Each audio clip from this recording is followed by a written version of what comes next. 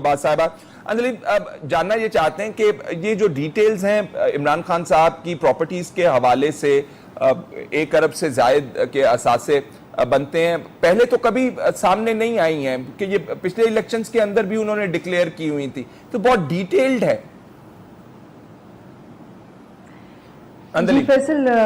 میں بہت اس بات کو سراہوں گی کہ الیکشن کمیشن نے ان کو پبلک کیا ہے. یہ ہوتی تو ہمیشہ ہے, لیکن میرا خیال ہے چونکہ اس دفعہ سپریم کورٹ نے اس کو بہت زیادہ ڈیٹیلڈ اور ایفیڈیوٹس کے ساتھ کیا ہے, تو یہ بہت ہی اچھا اقدام ہے کہ اس کو پبلک کیا جا رہا ہے. بکاز آپ کو پتا ہوگا کہ پچھلے کوئی 10 دن پہلے نیوز آئی تھی کہ جی ویب سائٹ پہ نہیں لگائیں گے جی, اور اس کے بعد آپ لوگوں نے سب نے اس پہ شور مچایا, and thanks to the analyst, سب کی ڈیمانڈ, ہم سب کی, میڈیا کی بھی. آئی تھنک یہ بہت اچھا اقدام ہے, نمبر 1, کیونکہ پہلے پتہ ہی نہیں لگتا تھا, کبھی کوئی آرٹیکل کسی نے لکھ دیا کہ کیا ہے کیا نہیں ہے, بٹ اب ہمیں پتہ چلا کہ جو نگران وزیر اعظم ہیں, باقی ہیں, ان سب کے کیا ایسٹس ہیں, نمبر 1. نمبر 2, جو امپورٹنٹ سوال ہوتا ہے نا, وہ بڑا ناظرین کے لیے سمجھنا ہے, چاہے 2 روپے آپ کمائیں یا 2 ارب روپے کمائیں,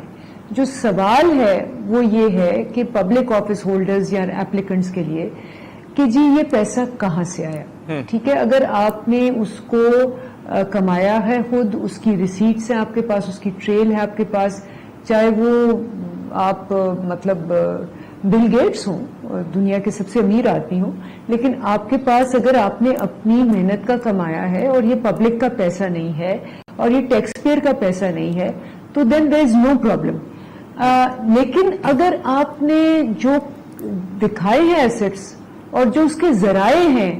اس کے اندر ڈسکریپنسی ہے اور آپ پبلک آفس ہولڈر ہیں, تو پھر یہ ایک سوال ابھرتا ہے کہ جی کہاں سے پیسہ آیا. یہ پیسہ اس لیے جو